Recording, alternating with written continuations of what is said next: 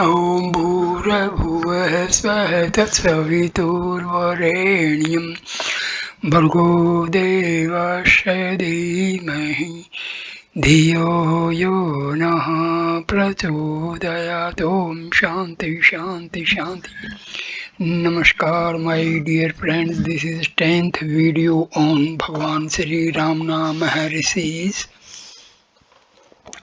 teachings on his own words. Continuing from videos number 9 and 10, the topic is realization. Now I start video number 10. Devotee asks a question, can we think without the mind? Bhagwan Ramana Maharshi replies, thoughts can continue like other activities. They do not disturb the supreme consciousness. People surmise the existence of the pure mind in the Jivan Mukta and the personal God. They ask how he could otherwise live and act. But this is only a concession to argument. The pure mind is in fact absolute consciousness, the object to be witnessed and the witness finally merge together, and the absolute consciousness alone remains. It is not a state of blank or ignorance, but it is the supreme self. The mind of the realized man is sometimes compared to the moon in daytime. The moon shines by reflecting the light of the sun. When the sun has set, the moon is useful for displaying objects.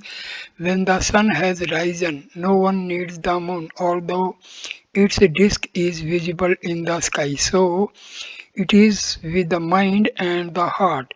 The mind is made useful by its reflected light. It is used for seeing objects. When turned inwards, it merges into the source of illumination which shines by itself, and the mind is then like the moon in daytime. Sometimes people expressed fear at the thought of giving up the ego, but Bhagwan reminded them that they do so every time they go to sleep. People are afraid that when the ego or the mind is killed, the result may be a mere blank and no happiness. What, what really happiness is that the thinker, the object of the thought and thinking all merge in the one source which is consciousness and bliss itself, and thus that state is neither inert nor blank. I do not understand why people should be afraid of a state in which all thoughts cease to exist and the mind is killed. They daily experience it in sleep. There is no mind or thought in sleep. Yet when one rises from sleep, one says, I slept well. Moreover, in the sleep, the surrender, the ego. Moreover, in sleep, they surrender the ego in order to lapse into a mere blank, whereas realization is merging into pure consciousness, which is the uttermost bliss. In answer to a visitor, Bhagwan made the following remark, you can have, or rather you will yourself be, the highest imaginable kind of happiness. All other kinds of happiness which you have spoken of as pleasure, joy, happiness, bliss are only reflections of the Ananda which in your true nature you are. It is impossible to describe Samadhi since it transcends the mind. It can only be experienced. An American lady asked Bhagwan what his experiences of Samadhi were. When it was suggested that she should relate her experiences and ask if they were right, she replied that Sri Bhagwan's experiences ought to be correct and should be known, whereas her own were unimportant. She wanted to know whether Sri Bhagwan felt his body hot or cold in Samadhi, whether he spent the first 3.5 years of his stay in Tiruchuli in prayer and so on. Bhagwan, Samadhi transcends mind and speech and cannot be described. The state of deep sleep cannot be described. The state of Samadhi even less. Devotee, but I know that I was unconscious in deep sleep. Bhagwan, consciousness and unconsciousness are modes of the mind. Samadhi transcends the mind. Devotee, still you can tell me what it is like. Bhagwan, you will know only when you are in Samadhi. Sometimes he referred to the cinema screen as an illustration. Devotee, if the realized and the unrealized alike perceive the world, where is the difference between them? Bhagwan, when the realized man sees the world, he sees the self that is the substratum of all that is seen. Whether the unrealized man sees the world or not, he is ignorant of his true being. The self. Take the example of a film on a cinema screen. What is there in front of you before the film begins? Only the screen. On that screen, you see the entire show, and to all appearances, the pictures are real. But go and try to take hold of them, and what do you take hold of? The screen on which the pictures appear so real. After the play, when the pictures disappear, what remains? The screen again. So it is with the self that alone exists. The pictures come and go. If you hold on to the self, you will not be deceived by the appearance of the pictures. Nor does it matter at all whether the pictures appear or disappear. Once permanent, unwavering Sahaja Samadhi has been obtained, this is the state of Mukti or liberation.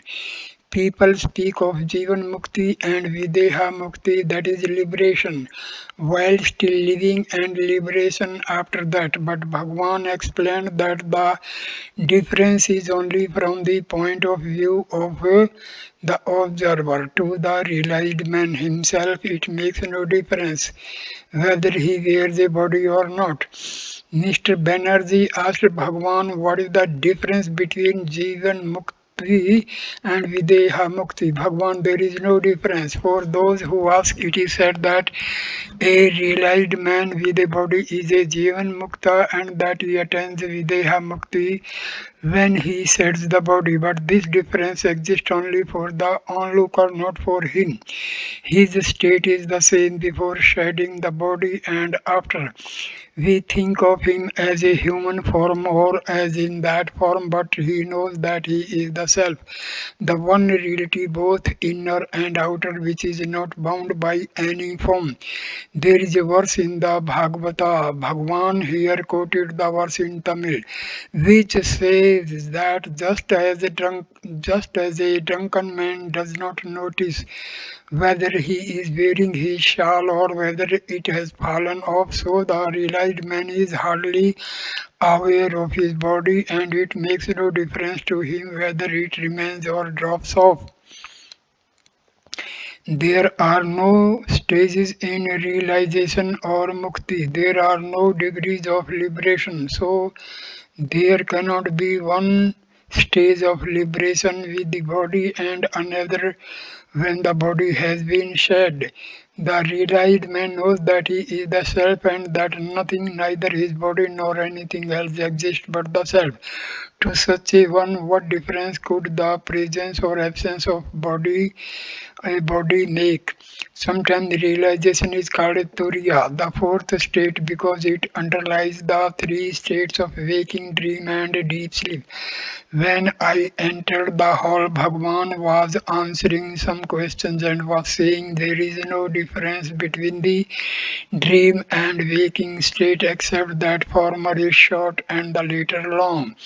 Both are the product of the mind. Because the waking state lasts longer, we imagine it to be our real state, but actually our real state is what is sometimes called the fourth state, which is always as it is and is unaffected by waking, dream, or sleep.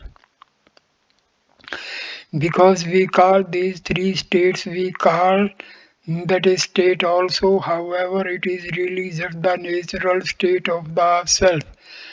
A fourth state would imply sometime relative, whereas this is transcendent. In truth, there is no boundaries. Our real nature is liberation, but we imagine that we are bound and we make a strenuous effort to get free.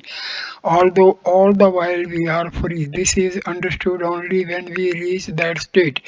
Then we shall be surprised to find that we were frantically striving to attain something that we always were and are. An illustration will make this clear. A man goes to sleep in this hall. He dreams he has gone on a world tour and is traveling over hill and dale, forest and plain, desert and sea, across various continents, and after many years of weary and strenuous travel, he returns to this country, reaches Tiruchuli, enters the ashram and walks into the hall. Just at that moment he wakes up and finds that he has not moved at all but has been sleeping where he lay down. He has not returned after great efforts to this hall but was there all the time. It is exactly like that. It is asked why, being free, we imagine ourselves bound. I answer, why, being in the hall, did you imagine you were on a world tour, crossing hill and dale, desert and sea? It is all mind or maya. Under whatever name and form one may worship the absolute reality, it is only a means for realizing it which is without name and form. That alone is true realization, wherein one knows oneself in relation to that reality, attains peace and realizes one's identity with it. Ninth, the duality of subject and object, the trinity of seer, sight, and seen can exist only if supported by the one. If one turns inwards in search of other, that one reality, they fall away. Those who see this are those who see wisdom. They are never in doubt. 21. What is the truth of the scriptures which declare that if one sees the self, one sees God? How can one see oneself? If since there is a single being, one cannot see oneself, how can one see God? Only by becoming a prey to him. 22. The divine gives light to the mind and shines within it, except by turning the mind inward and fixing it in the divine. There is no other way to know him through the mind. 30. If one inquires who am I within the mind, the individual I falls down abashed as soon as one reaches the heart, and immediately reality manifests itself spontaneously as I. Although it reveals itself as the I, it is not the ego but the perfect being, the absolute self. 31. For him who is immersed in the bliss of the self, arising from the extinction of the ego, what remains to be accomplished? He is not aware of anything other than the self who can comprehend this state. 32. Although the scriptures proclaim thou art, that is only a sign of weakness of mind to meditate. I am that, not this, because you are eternally that. What has to be done is to investigate what one really is and remain as that. 33. It is ridiculous either to say I have not realized the self or I have realized the self.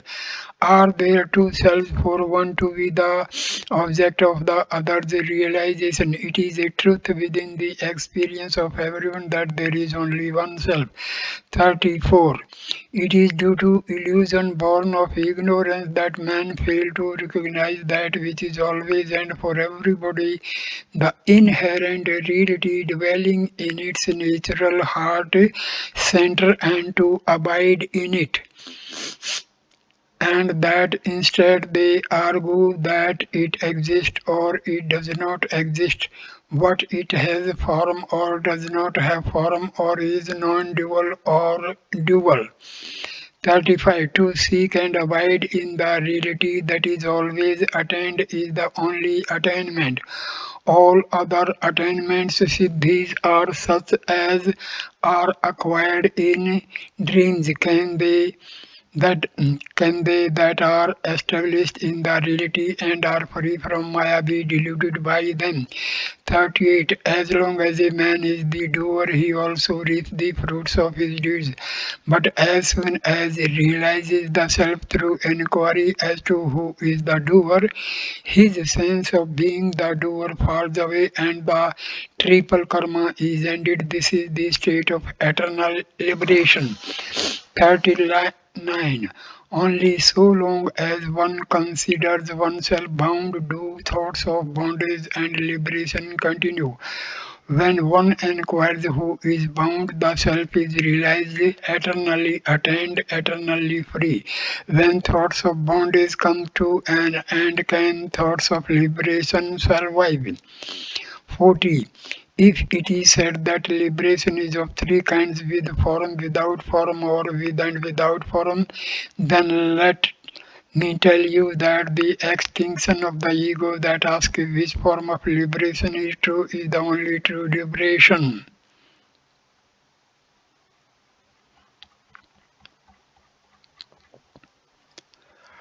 So here ends the teachings of Sri Bhagwan in his own words. So thank you for watching this video. Please like, comment and share the video and subscribe the channel. Thanks a lot. Namaskar, my dear friends. Namaskar. Namaskar.